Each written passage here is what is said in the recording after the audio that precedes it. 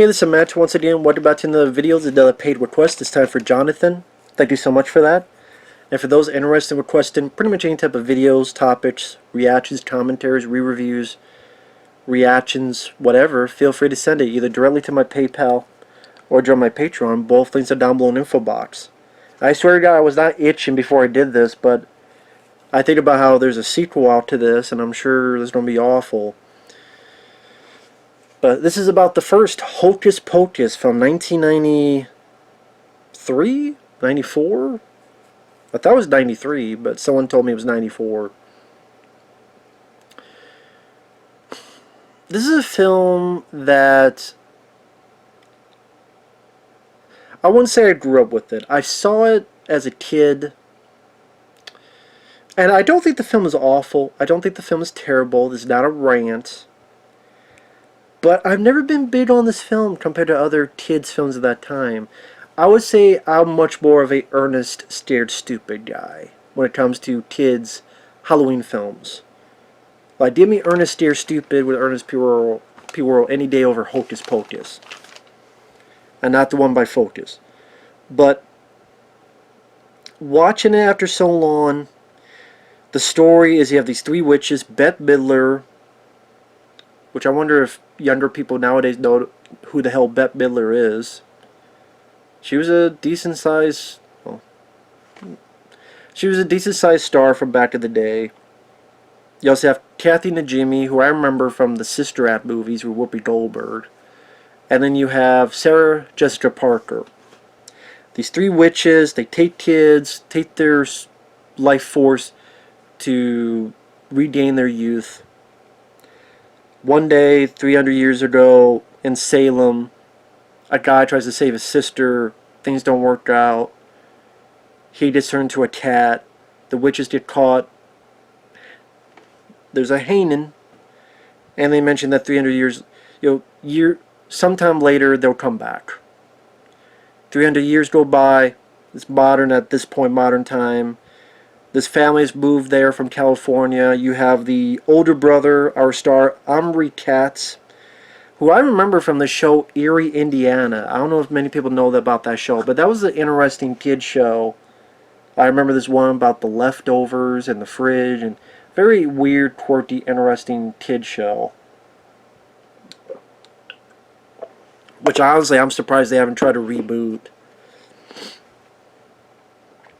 I didn't mind him in the movie, even though they forced him to do stupid stuff because he's a virgin and he doesn't know what he's doing, but I think the actor did what he could with the part he was given.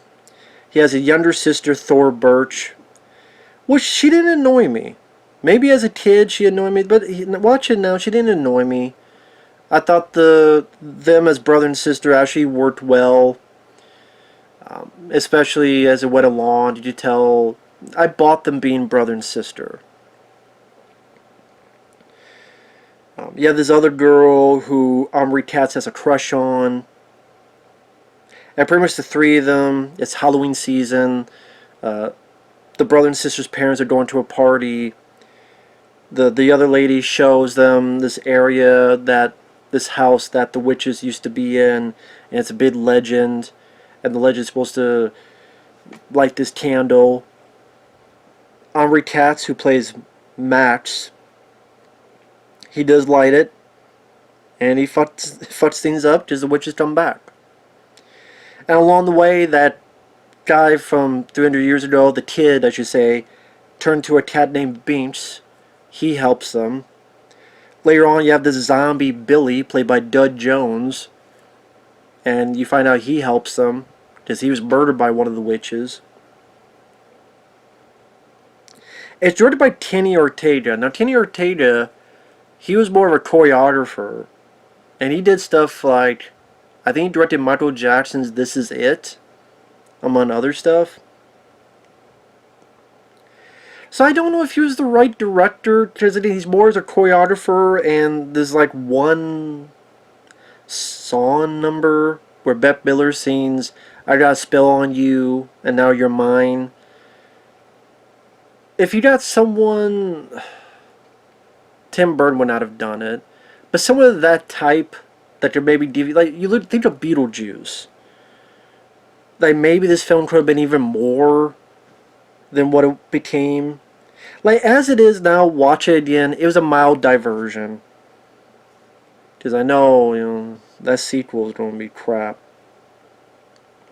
It's a mild diversion because again the brother and sister didn't do too bad of a job. The tap beams, I mean, those effects don't hold up the best. I don't know. I don't think it's CGI. I don't know what the hell they used. Was it computer effect? I don't know what it was. It just looked very off, very dated. There's not a whole lot of like crazy makeup effects. I mean, maybe the book that the witches have, and there's an eyeball. Maybe the look of the zombie, but there's not a lot of creepy, crawly makeup effects that make it feel like a horror film. Like, you watch Ernest Dear Stupid, there are still scenes that, people go, that scared the shit out of me as a kid. Now, maybe there's scenes here in this, but I think compared to two, I think people would say they were more scared of Ernest Dear Stupid than this movie. Because you look at the troll, and when he's turned the kids into stone, that seems a bit creepy. Like, I feel a bit more of the horror aspect in Ernest Dear Stupid for a kid's film compared to this. But on the flip side, that film didn't do as well. Parents complained it was too scary, and because it didn't do well, Jim Varney was let go by the studio, and did not get to do more movies with them. And that's where you saw his films go more direct to video, like Ernest Goes to School, Ernest Rides Again, and more. I want to say it was Ernest Rise Again, then Ernest Goes to School, Slam Dunk Ernest, then even lower with Ernest in the Army and Ernest in Africa, which are the two worst ones. Although Ernest in the Army, I think there's one or two jokes I liked. Ernest in Africa is the worst. But I loved it. I'm going off tangent talking about Ernest.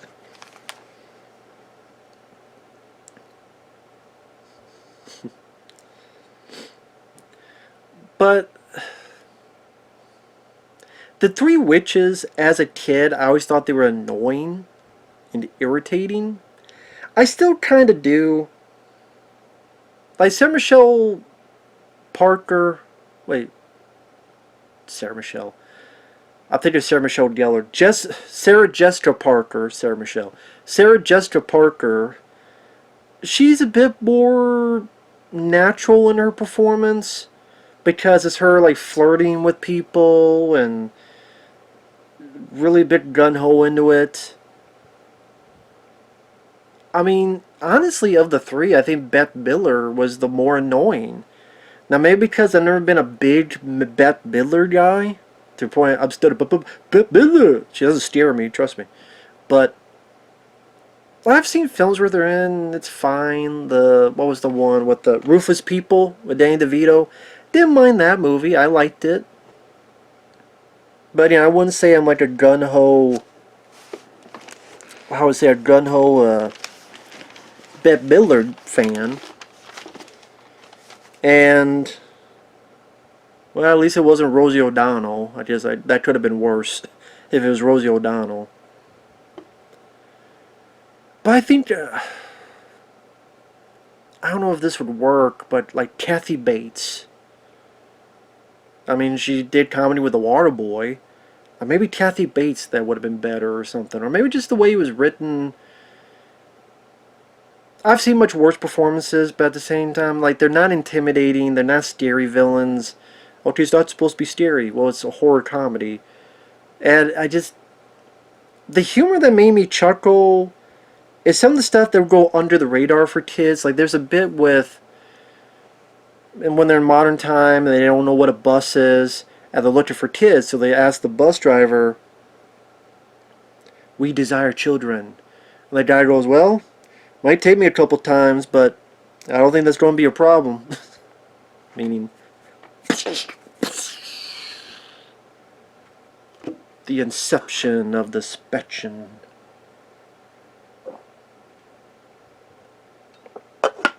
The seed to the men injection. I think as a kid I didn't get that, but now as an adult I do get that joke, and I thought that was pretty funny. Omri, like I said, Omri Katz, like Max and his sister, I could deal with and grew to like them because while the guy Max was seemed a bit whiny at first, and then he said about this girl, and I swear he's like ready to hump his bed. Oh, Allison, you're so soft. I'm like, are we going to see this guy hump his bed or his covers? Are we going to see this guy have a wet dream in front of us? Please don't. Then the sister stares him, and she's like, look at me, I'm your girlfriend Allison. But I said, I thought there were some moments between the two of them were rather sweet. Like when she gets upset and he gets her back to the trick-or-treating again, and other little moments of that nature. I liked both actors. I thought for the roles they're playing, they were efficient enough, and it made me feel at least a bit of sympathy for those characters in their predicament. Some other scenes I didn't mind. The witches think they found the devil, but it's Halloween, people in costumes, so it's actually Gary Marshall. Well, she's directed a lot of movies, and if you've seen a lot of films, you might have seen him in bit parts here and there. And also, Penny Marshall. May she rest in peace. She's in this. And the way they work together, very natural, and the way Penny Marshall sicks her little daughter, the three witches, like that was a fun piece of business of a scene. Because again, the chemistry between Gary and Penny, obviously for being together for so long, made it very natural, made it work. And like they knew what kind of movie they were in, and it fit. It didn't feel too screwball crazy or goofy, but not too goofy. They go, what the fuck is this? So they worked well in that scene. But he said, it seems like at times the witches, like I gave credit to Sarah Jessica Parker, but there's times like she would like repeat something like a little did, and then she had to get smacked.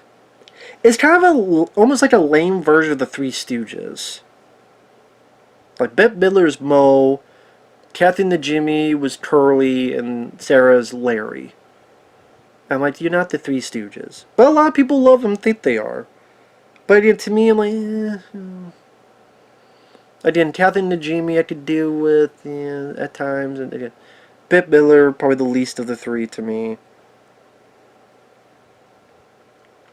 Like I said, Beans the Cat. Didn't mind the voice actor. Because it's not the voice actor of the cat is not the... He didn't play the kid at the beginning of the movie. I believe it's actually I think the voice of the cat is the guy who played Max, Goofy's son, and Goof Troop and stuff. And I think the movies. I think he's the same one. I can't remember. I think he's been in some movies. Was he in Aladdin? God, I'm bad with names. I apologize. Bad with names. But I didn't mind his voice. Again, the cat looks a bit funky. One effect that wasn't too bad is that after he gets run over, like the cat kind of, the stomach inflates. Right, that wasn't too bad. But at the same time, it still feels like a much safer Halloween movie compared to, again, when you watch Ernest Stare Stupid, you go, oh shit, that's actually pretty creepy. And then you get the fun stuff. And again, Ernest may annoy some people, did not annoy me.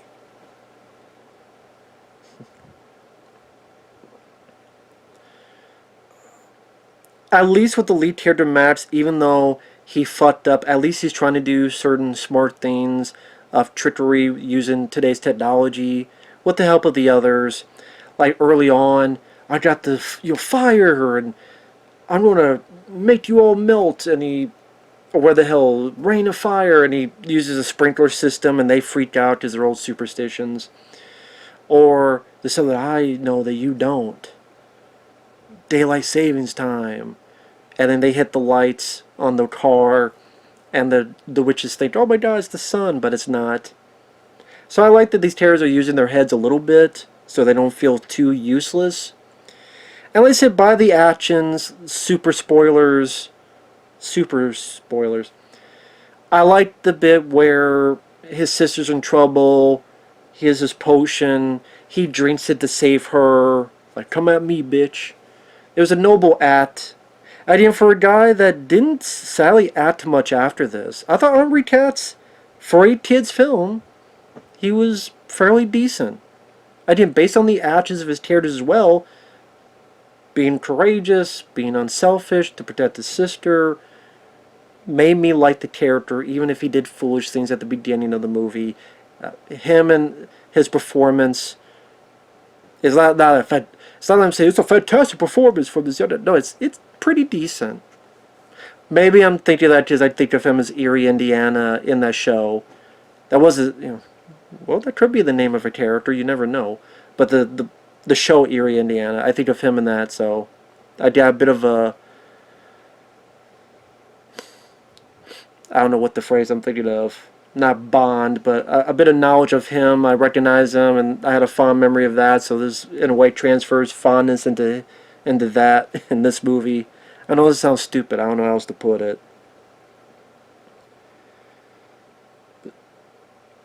The Dud Jones zombie, I like the makeup design. I like the idea of this guy. Like, he's being ordered to do this, but at the same time, he's just looking to get the knife. And then, curses her out. I suppose you get away with the rating cursing her out. The ending, people may feel it's sappy, but I found it rather sweet. Again, for a kid's film, I think it works. And super spoilers, last time I'll say that. Because the one guy reunites with his sister in the afterlife while our two characters look on, and he like leans down HUD's. Omri Katz leans down HUD's Thor Birch. And the scores do a decent job to end our movie.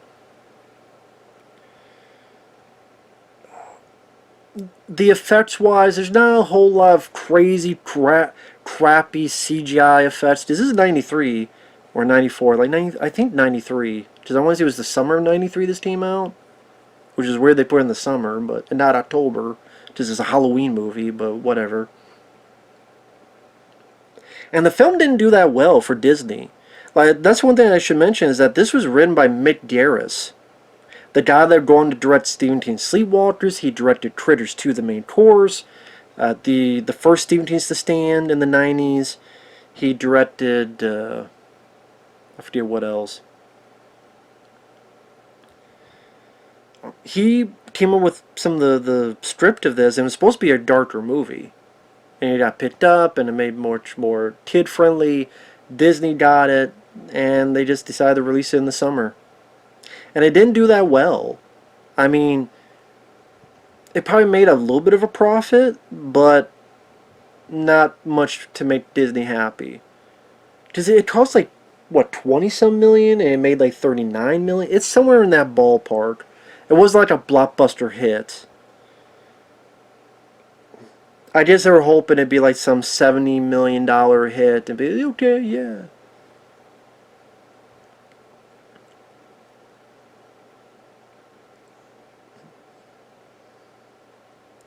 Yeah, I'm trying to think, like... Sorry, I'm trying to remember the exact details of the numbers. Should have written it down. I apologize for that. So yeah, even the girlfriend, well, going to be girlfriend of our lead, like the three lead characters weren't too bad. They weren't annoying. It wasn't woke. I know that's not much to say, but just compared to today's age, there was no stupid fucking... There's a message to drill in your brain. It's three people working in the situation, helping each other. One was not better than the other. They each had their moments to shine. Working together. Men and women.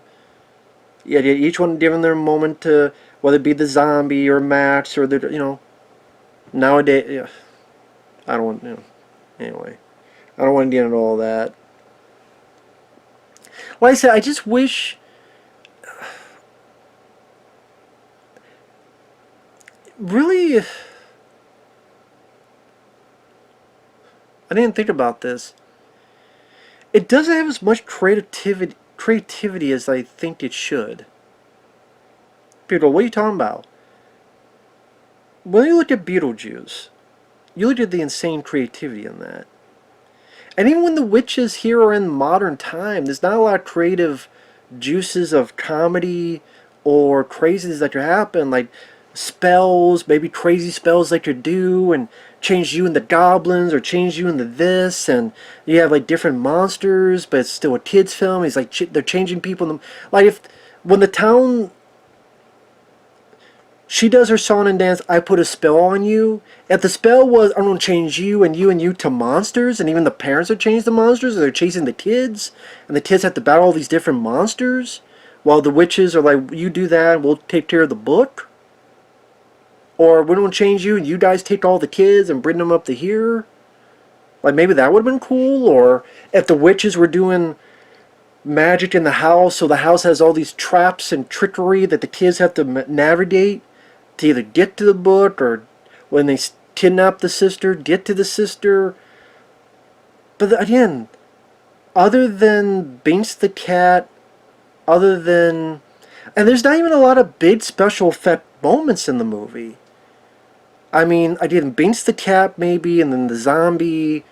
Oh, there's a bit where Kathy Najimy has to have a vacuum cleaner to go in the fucking sky because they heard their brooms got stolen.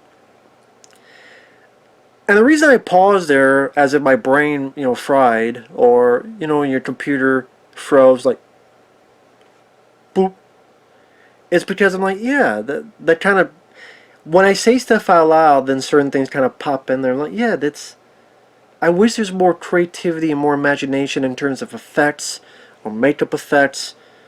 Again, the book with little eyeballs is kind of a cool thing, but there's not a whole lot of that. Even Ernest Steers Stupid, with all the different trolls, and some done by the Kyoto brothers, who did Killer Clowns from Outer Space, and that was cool design work. You don't really have a lot of that in this, though.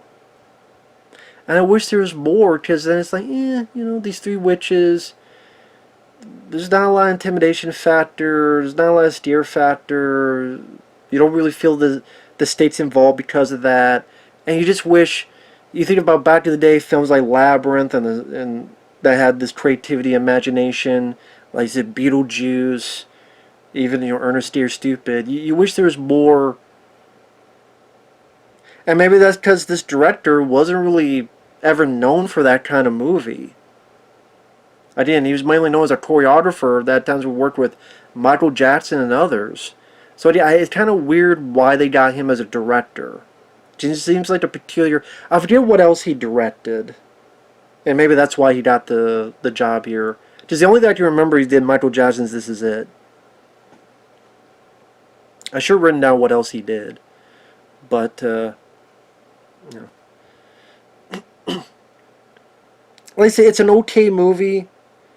There are people that love this to death and watches every Halloween.